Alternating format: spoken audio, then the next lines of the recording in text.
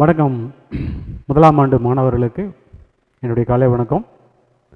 நம்ம சென்ற கிளாஸில் பார்த்துருக்கோம், இப்போது குறிப்பேடுனா என்ன, அப்போ எப்படி நம்ம டிரான்சாக்ஷன் நம்ம என்ட்ரி பண்ணுறோம், பதிவு பண்ணுறோம் அப்படின்றத நம்ம பார்க்க போகிறோம். இதில் கணக்குகள் பராமரிக்கிறதுல வந்து பார்த்திங்கன்னா 3 வகையான ரூல்ஸ் கொடுத்துருக்காங்க. அதாவது golden rules of double entry system, இரட்டை பதிவு முறைனா பொன்னான விதிகள் அப்படின்னு சொல்கிறாங்க. இந்த இரட்டை பதிவு முறையில் ஆள்சார் கணக்கு, சொத்து கணக்கு, பெயரளவு கணக்கு அப்படின்னு கொடுத்துருங்க. ஆள்சார் கணக்கு, சொத்து கணக்கு, பெயரளவு கணக்கு. ஆள்சார் கணக்கோட ஃபார்முலா என்ன? பெறுபவர் கணக்கு பற்று, தருபவர் கணக்கு வரவு. ஆள்சார் கணக்கோட ஃபார்முலா பெறுபவர் கணக்கு பற்று, தருபவர் கணக்கு வரவு. சொத்து கணக்கு, சொத்து கணக்கில் பார்த்தீங்கன்னா உள்வரும் சொத்துக்களை பற்று வைக்கணும், வெளி செல்லும் சொத்துக்களை கணக்கு வர வைக்கிறாங்க. உள்வரும் சொத்துக்களை பற்று வைக்கணும், வெளி சொத்துக்களை வர வைக்கணும். இது பெயரளவு கணக்கு அப்படின்றது செலவு நட்டங்களை பற்று வைக்கணும், வருமானம் ஆதாயங்களை வர வைக்கணும். செலவு நட்டங்களை பற்று வைக்கணும், வருமானம் ஆதாயங்களை வர வைக்கணும். So golden rules of double entry system: the personal account debit the receiver, credit the giver. And real account debit what's comes in and credit what goes out. Nominal account debit all expenses and losses, credit all income and gains. ஓகேங்களா? இதுதான் கணக்கு. Okay,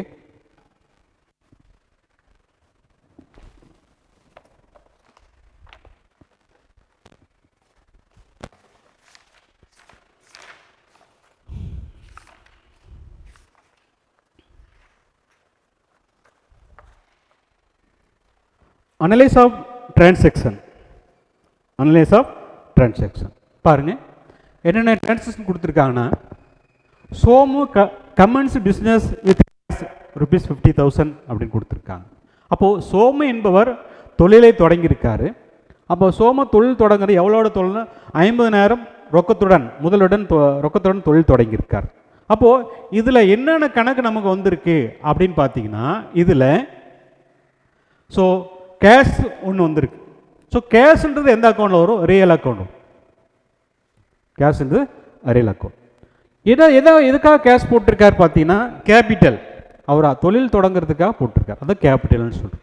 so கேபிட்டல்ன்றது பார்த்தீங்கன்னா அது personal account வரும். ஓகேங்களா? இதில் அந்த தொழிலுக்காக சோமு என்ன பண்ணுறாருன்னா முதல் போட்டிருக்கார். அப்போ முதல் போடுறதுனால முதல் தருபவராக இருக்கு. சோமு அந்த வணிகத்திற்கு பணத்தை இன்வெஸ்ட் பண்ணுறாரு. ஸோ அவர் தருபவராக இருக்கார். ஸோ அதனால் இதில் 2 அக்கௌண்ட் நம்ம இன்க்ளூட் ஆகிருக்கு. ஸோ கேஷ் அக்கௌண்ட் இன்க்ளூட் ஆகிருக்கு அண்டு கேபிட்டல் அக்கௌண்ட் இன்க்ளூட் ஆகிருக்கு. அப்போ கேஷ் அக்கௌண்ட்னா என்ன பார்த்தீங்கன்னா, கேஷ் வந்து ரியல் அக்கௌண்ட் வரும். அப்போ ரியல் அக்கௌண்டோட ரூல்ஸ் என்ன? Debit what's comes in. அப்போ சோமு ரொக்கத்துடன் தொழில் தொடங்குறார். அப்போது என்ன நம்ம பிஸ்னஸ்க்குள்ளே வந்திருக்கு அப்படின்றது பார்த்தீங்கன்னா, ரொக்கம் பணம் உள்ள வந்திருக்கு. அப்போ உள்வரோட்டை பற்று வைக்கணும். Debit what's comes in. ஓகேங்களா? அப்போ கேஷ் இன்புட் ஆகிருக்கு. அப்போ கேஷ் அக்கௌண்ட் நம்ம என்ன பண்ணலாம்? டெபிட் பண்ணலாம். கேஷ் அக்கௌண்ட் டெட்டார் அப்படின்னு அதை பற்று டிஆர்னு எழுதணும். அதுக்கடுத்தது நம்ம கிரெடிட் எழுதும்போது பார்த்தீங்கன்னா, இந்த கொஞ்சம் லைன் கொஞ்சம் தள்ளி எழுதணும்.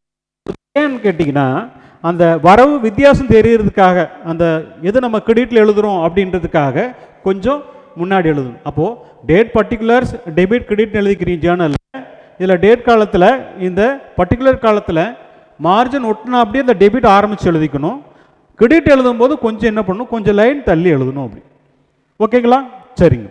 அப்போது Somu comments business in cash 50,000 கொடுத்துருக்காங்க இல்லையா? அதில் கேஷ்ன்றது நம்ம ரியல் அக்கௌண்ட்டில் வந்துடுது, கேபிட்டல்ன்றது பர்சனல் அக்கௌண்ட். அது அப்போ 2 கணக்கோட ஃபார்முலா உங்களுக்கு நல்லா தெரியணும். அப்போது ரியல் அக்கௌண்ட் ஃபார்முலா என்ன? Debit what's comes in. So இதில் எது உள்ளே வந்திருக்கு? கேஷ் இன்புட் ஆகிருக்கு. இப்போ கேஷ் அக்கௌண்ட் டெட்டார் வச்சுக்கோ. இப்போ பர்சனல் அக்கௌண்ட் பாருங்கள், debit the receiver, credit the giver. அப்போ இதில் யார்? சோமு கிவராக இருக்கார். ஸோ அப்போ கிவர்ன்றனால கிரெடிட் பண்ணிக்கிறோம். ஸோ அதனால் ஜேர்னல் எப்படி என்ட்ரி எழுதணும்னா, cash account debtor to capital account, Somu capital account கூட எழுதிக்கலாம், சோமு கேபிட்டல் அக்கௌண்ட். ஸோ இந்த இடத்துல நம்ம ஒரு பிராக்கெட்டுக்குள்ளே எழுதணும். ஸோ பிராக்கெட்டில் என்னென்னா, என்ன ரீசனுக்காக இந்த நம்ம ஜேர்னல் எழுதுகிறோம் அப்படின்றதுக்காக. ஸோ என்ன எழுதிக்கணும்னா, குறிப்பு என்ன எழுதிக்கணும்னா, being commenced business of Somu, Somu தொழிலை தொடங்கியிருக்கார் அப்படின்னு நம்ம எழுதும். சோமு தொழில் தொடங்கியிருக்கார். புரியுதா இல்லைங்களா? So cash account debtor to capital account. Okay, அதுக்கடுத்து என்ன பாருங்க, பாட் கூட்ஸ் ஃபார் கேஷ் ₹4,000. அதாவது சரக்கு வாங்கியிருக்காங்க, ரொக்கத்திற்கு சரக்கு வாங்கியது 4,000 கொடுத்துருக்காங்க. அப்போது இதில் என்ன இருக்குது, கேஷ் வந்துருக்கு, அடுத்தது கூட்ஸ். அப்போ கூட்ஸுன்றது என்ன, அதுவும் ஒரு நமக்கு ரியல் அக்கௌண்ட் தான். அப்போ ரெண்டுமே ரியல் அக்கௌண்ட் தான் நமக்கு இருக்குது. அப்போது இதில் என்ன இருக்குன்னா, ஒரு அசெட், ஒரு ரியல் ஒரு அசெட் வந்து நம்ம இன்க்ளூடிங் ஆகிருக்கு, இன்னொரு அசெட் நம்ம வெளியே போயிருக்கு. சரி சார், என்ன அசெட் இன்க்ளூடிங் ஆகிருக்கு, நம்ம பாட் கூட்ஸ். அப்போ சரக்கு வாங்கியிருக்கோம், அப்போ சரக்கு வாங்கும்போது நமக்கு சரக்கு உள்ளே வந்திருக்கு. அப்போ என்ன நம்மகிட்ட இருந்து வெளியே போயிருக்கு, அதாவது என்ன வெளியே, பிஸ்னஸ்லேருந்து என்ன வெளியே போயிருக்குன்னா கேஷ் கோஸ் அவுட். அப்போது உள் வரது பற்று வைக்கணும், வெளிச்சலை வர வைக்கணும். அப்போ உள்ளே என்ன வந்திருக்கு, கூட்ஸ் உள்ளே வந்திருக்கு. அப்போ சரக்கு உள்ளே வரதுனால உள்வர வண்டி பற்று வைக்கணும். Debit what's comes in, credit what goes out. அப்போது இதில் கூட்ஸ் இன்புட் ஆயிருக்கனால அது நம்ம பர்ச்சேஸ்ன்னு எழுதுறோம். அப்போ நான் முன்னாடி கிளாஸில் சொல்லியிருக்கேன், பர்ச்சேஸ்ன்றது என்னென்னா எந்த ஒரு பொருளுமே விற்கிறதுக்காக வாங்குற எந்த ஒரு பொருளையுமே நம்ம பர்ச்சேஸ்னா ட்ரீட் பண்ணிக்கணும். அப்போ வாங்கும்பொழுது பர்ச்சேஸ் அக்கௌண்ட் எழுதிக்கிறோம். So purchase account debtor to cash account. ஏன்னா கேஷ் நம்ம மட்டும் வெளியே போயிருக்கு. புரிதா இல்லைங்களா? அப்போது ஒரு அசெட் நம்ம இன்புட் ஆயிருக்கு, ஒரு அசெட் கோஸ் அவுட் ஆயிருக்கு. So debit what's comes in, credit what goes out. அப்போ purchase account debtor to cash account. ஓகேங்களா? அப்போ அந்த நேரேஷன் எழுதிக்க வேணும். அதை என்ன குறிப்புனா பீயிங் கேஷ் பர்ச்சேஸ். ஓகே, அதுக்கடுத்து பாருங்க, பர்ச்சேஸ்டு கூட்ஸ் ஃப்ரம் ராகுல் ஃபார் ₹10,000 ஆன் கிரெடிட். அப்போ கிரெடிட்ன்றது கடன் நடவடிக்கை, கிரெடிட்ன்றதுனா கடன் நடவடிக்கை.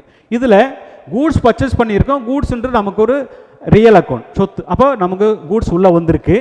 யார்கிட்ட வந்திருக்கு, ராகுல். ராகுல்ன்றது இதில் பர்சனல் வந்துடுறார், ஆல் சார். இப்போது ராகுல் பார்த்தீங்கன்னா இந்த இடத்துல அவர் ரிசீவராக கிவராங்களா, அவர் கிவர். ஏன்னா அவர்கிட்ட தான் நம்ம என்ன பண்ணிருக்கோம், வாங்கியிருக்கோம், சரக்கு வாங்கியிருக்கோம். அப்போது அவர்கிட்ட சரக்கு வாங்கும்போது அவளுக்கு நமக்கு தருபவர், ஏன்னா அவர்கிட்ட நம்ம வாங்குறதுனால அவர் giver. So personal account rules என்ன, debit the receiver, credit the giver. So இந்த அக்கௌண்ட்டில் நம்ம என்ன டெபிட் பண்ணோம்னா, கூட்ஸ் நமக்கு இன்புட் ஆயிருக்கு. ஸோ கூட்ஸ் இன்புட் ஆனால பர்ச்சேஸ் அக்கௌண்ட் எழுதிக்கிறோம். ஸோ ராகுல் வந்து எஸ் கிவர். ஸோ ராகுலோட அக்கௌண்ட்டை கிரெடிட் பண்ணிக்கணும். So purchase account debtor to ராகுல் அக்கௌண்ட், சி பீயிங் கிரெடிட் பர்ச்சேஸ். ஓகே, புரியுதா இல்லைங்களா?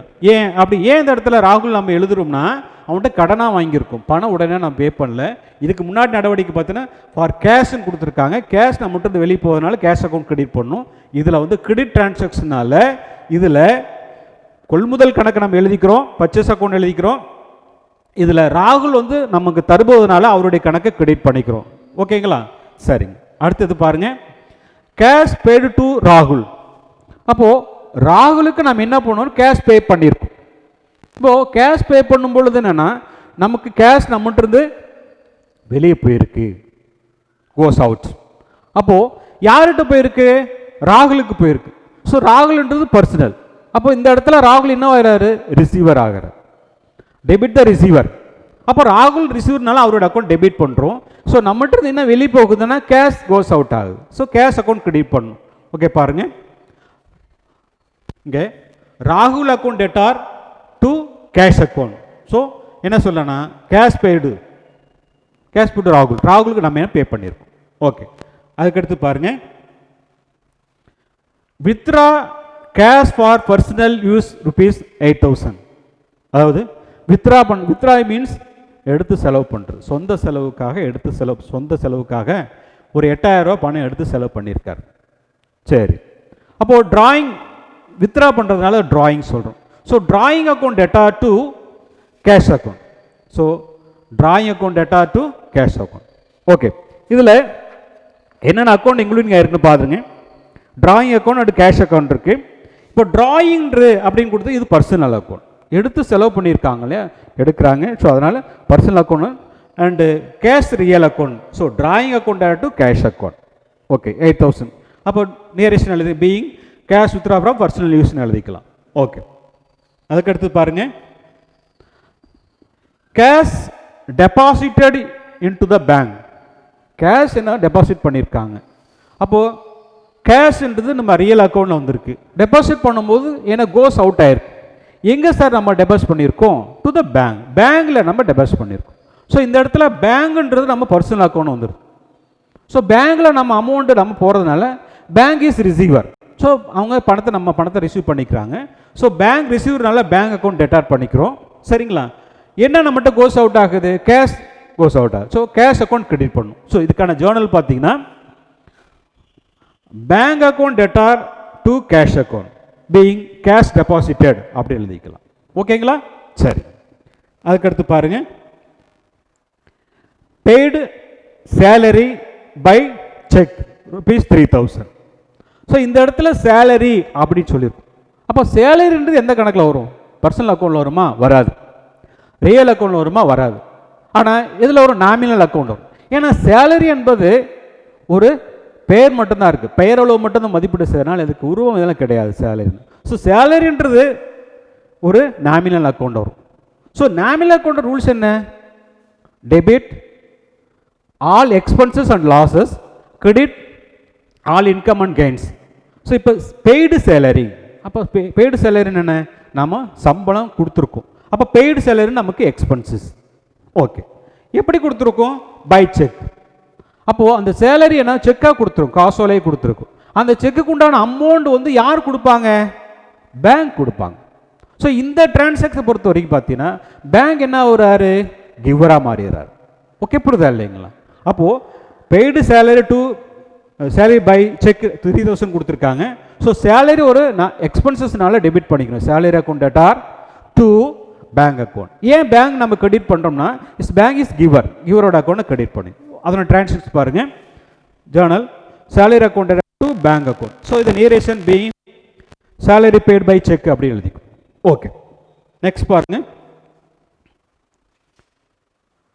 Sold goods to Mahesh on credit 9000. அப்போது சேல் பண்ணியிருக்கோம், கூட்ஸை சேல் பண்ணியிருக்கோம். யாருக்கு சேல் பண்ணியிருக்கோம்? மகேஷுக்கு சேல் பண்ணியிருக்கோம். இப்போ மகேஷ்ன்றது இந்த இடத்துல அவர் பர்சனல். ஸோ பர்சனலாக இருக்கும் பொழுது இவர் ரிசீவரா அல்லது கிவரா அப்படி நீங்கள் டிசைட் பண்ணணும். அப்போது மகேஷுக்கு நம்ம சேல் பண்ணியிருக்கோம். அப்போ மகேஷ் என்ன ஆயிடுவார்? ரிசீவர். அப்போ ரிசீவர்னால அவருடைய அக்கௌண்ட் என்ன பண்ணணும்? டெபிட் பண்ணும். So Mahesh account debtor. சரி சார், அப்போ என்ன நம்மகிட்ட கோஸ் அவுட் ஆகுது? கூட்ஸ் நம்மகிட்ட வெளியே போகுது. அப்போது கூட்ஸ் வெளியே போகிற இப்போ நம்ம வாங்கும்பொழுது பர்ச்சேஸ்ன்னு எழுதுகிறோம். ஓகேங்களா? அது சேல் பண்ணும்போது சேல்ஸ்ன்னு எழுதும், sold.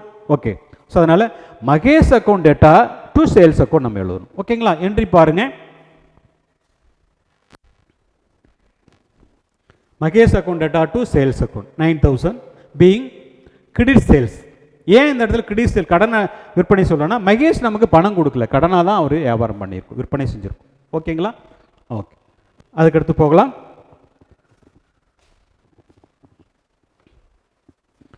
Sold goods to Mahendran for cash ₹5000. ஓகேங்களா? ஓகே, சேல் பண்ணியிருக்கோம். இதில் மகேந்திரன் வந்திருக்காரு. இந்த இடத்துல என்ன பண்ணுறாருன்னா மகேந்திரன் நமக்கு கேஷ் கொடுத்தாரு. அப்போது இந்த இடத்துல மகேந்திரன் வந்து நம்ம பர்சனலாக எடுத்துக்கூடாது. ஏன்னு கேட்டிங்கன்னா அவர் தான் என்ன பண்ணுறாரு? பணத்தை கொடுத்துறாரு. So Koot sold to Mahendran for cash ₹5000. மகேந்திரனுக்கு நம்ம என்ன பண்ணியிருக்கோம்? ரொக்கத்திற்கு சரக்கு விற்பனை செஞ்சுருக்கோம். அப்போது ரொக்கத்திற்கு சரக்கு விற்பனை செய்யும்போது நமக்கு என்ன கிடைச்சிருதுங்க? ரொக்கம் வந்துருச்சு, கேஷ் இன்புட் ஆயிருக்கு. ரைட்டுங்களா? ஆனால் போன டிரான்சாக்ஷனில் என்னென்னா மகேஷுக்கு நம்ம சேல் பண்ணி கிரெடிட் பண்ணியிருக்கோம், கிரெடிட் சேல்ஸ் பண்ணியிருக்கோம், ஆனால் நமக்கு பணம் வரல. அதனால் மகேஷ் அக்கௌண்ட் டெட்டா பண்ணோம். இந்த அக்கௌண்ட் ஜேர்னலில் பார்த்தீங்கன்னா நமக்கு என்ன கிடைச்சதுங்க? கேஷ் இன்புட் ஆயிருக்குனால so cash account debtor, cash account debtor to sales account. புரிதல் இல்லைங்க? ஏன்னு கேட்டிங்கன்னா மகேந்திரன் என்ன பண்ணுறாரு? பணத்தை கொடுத்துறாரு. சரி, அதனுடைய ஜேர்னல் பாருங்க, cash account theta to sales account. So being cash sales அப்படின்னு எழுதிக்கலாம், பீயிங் கேஷ் சேல்ஸ்னு எழுதிக்கலாம். ஓகேங்களா? சரி, ஓகே. அடுத்தது 10வது டிரான்சாக்ஷன் வரும். borrowed loan from bank, borrowed loan from bank, வங்கியிடம் இருந்து கடன் பெற்றது, வங்கியிலிருந்து கடன் பெற்றது. அப்போ கடன் பெறும் பொழுது பேங்க்ல இருந்து நமக்கு என்ன கிடைக்குது? ரொக்கம், கேஷ். கேஷ் என்ன இருக்கு? இன்புட்டா இருக்கு. So cash account data. So எதுவாக வந்திருக்கு நமக்கு? லோன். ஸோ லோன்றது யாரு? நமக்கு பேங்க் லோன். ஸோ அதனால் என்ன பண்ணி பண்ணிக்கணும்? So cash account debtor to bank loan account. Cash account debtor to bank account. So is loan giver is okay, bank giver na credit பண்ணிக்கிறோம். சரிங்களா? நேரேஷன் எழுதிக்கலாம். being loan borrowed from bank, பேங்க்ல இருந்து கடன் பெற்றது அப்படி எழுதிக்கலாம். ஓகே, அதுக்கு அடுத்தது received commission for rupees 5000. So received commission. இப்போ கமிஷன்றது என்ன? கமிஷன்றது ஒரு நாமினல் அக்கௌண்ட். அது வந்து சரி, நம்ம கமிஷன் ரிசீவ் பண்ணியிருக்கோம். இப்போ ரிசீவ் பண்ணுறதுனால இது நமக்கு எக்ஸ்பென்சஸா அல்லது இன்கம்மா? கமிஷன்றது நமக்கு என்னது? ஒரு இன்கம். அப்போ ரூல்ஸ் என்ன? Debit all expenses and losses, credit all income and gains. அப்போ கமிஷன் ரிசீவ்டு நமக்கு கெயின். அப்போ கெயின்றதுனால நம்ம கிரெடிட் வச்சுக்கணும். ஓகே, புரியுது இல்லைங்களா? ஸோ கமிஷன்ற பேஸில் நமக்கு என்ன கிடைக்குது? கமிஷன்ற பேரில் கேஷ், பணம் தான் நமக்கு ரொக்கம் வருது. அப்போது ரொக்கம்ன்றது என்ன? ரியல் அக்கௌண்ட் வரும். அப்போ ரியல் அக்கௌண்ட் ரூல்ஸ் என்ன? Debit what's comes in, credit what goes out. அப்போ இந்த டிரான்சாக்ஷன் பொறுத்த வரைக்கும் நமக்கு ரொக்கம் உள்ள வருதா வெளியே போகுதுங்களா? உள்ள வருது இல்லைங்களா? கேஷ் இன்புட் ஆகுது. ஸோ கேஷ் இன்புட் ஆகிறதுனால cash account debtor. So commission நமக்கு ஒரு என்ன ஆச்சுங்க? இன்கம் மட்டும் கிரெடிட் பண்ணுறோம். So cash account debtor to commission received account. பாருங்க, இதில் பாருங்க ஜேர்னல் எப்படி எழுதுனா, cash account debtor to commission received account. ஓகேங்களா? சரிங்க. அடுத்தது paid rupees 4800 in full settlement of rupees 5000 to the creditors Keerthana. So கீர்த்தனாவுக்கு நமக்கு கடன் கொடுத்துருக்காரு. எவ்வளோ கீர்த்தனாவிட்ட நம்ம கடன் வாங்கிக்கணும்? 5000 ரூபாய் கடன் வாங்கியிருக்கோம். ஆனால் எவ்வளோ அமௌண்ட் கொடுக்குறோன்னா 4800 ரூபாய் கொடுத்து ஃபுல் செட்டில்மெண்ட் பண்ணிடும். அவருக்கு நம்ம கொடுக்க வேண்டிய பணம் 5000. ஆனால் எவ்வளோ பணம் நம்ம கொடுக்குறோன்னா 4800 தான் கொடுக்குறோம். கொடுத்து அவருடைய அக்கௌண்ட் செட்டில்மெண்ட் பண்ணிடுறோம். அப்படின்னு என்ன அர்த்தம்? அவர் கொடுக்க வேண்டியது அவர் கொடுக்க வேண்டியது 5000, ஆனால் கொடுக்குற அமௌண்ட் 4800. அப்போ 200 ரூபாய் டிஃபரன்ஸ் இருக்குங்களா? அந்த 200 ரூபான்றது நமக்கு என்னதுங்க? ஒரு கெயின். ஸோ இதை நம்ம என்ன நினச்சிக்கணும்? அந்த 200 ரூபாய் டிஸ்கவுண்ட். ஏன்னா அவர் கொடுக்க வேண்டியதுக்கு நம்ம அவருக்கு கொடுக்க 5000, ஆனால் 4800 ரூபாய் தான் கேஷ் கொடுக்குறோம். மீதி 200 ரூபாய் நமக்கு டிஸ்கவுண்டாக கிடைக்குது. அப்போ டிஸ்கவுண்ட் இது ரிசீவ்னு வச்சுக்கிறோம். ஓகேவா? சரி, இந்த இதில் கீர்த்தனா இஸ் ரிசீவர், ஏன்னா பர்சனல் அக்கௌண்ட் ரிசீவர். அப்போ கீர்த்தனா அக்கௌண்ட் நம்ம டெபிட் பண்ணிக்கணும். கீர்த்தனா அக்கௌண்ட்டை டெபிட் பண்ணணும். என்ன நம்மகிட்ட வெளியே போகுது? Cash account to cash account எழுதிக்கிறீங்க 4800. ஓகேங்களா? To discount received account. So இந்த ஜேர்னல் நம்ம எப்படி எழுதுவோம்னா, இதை காமன் என்ட்ரி எழுதிக்கணும். பாருங்க, Keerthana account debtor 5000 to cash account 4800, discount received account 200. Yes, being full settlement of the Keerthana account அப்படின்னு எழுதிக்கணும். ஓகே ஸ்டூடெண்ட், இந்த ஜேர்னல் புரியுதான்னு பாருங்க. ஓகே, நல்லா திருப்பி ரிப்பீட் பண்ணி பாருங்க. மீண்டும் அடுத்த கிளாஸில் நம்ம பார்க்கலாம். Okay, thank you student.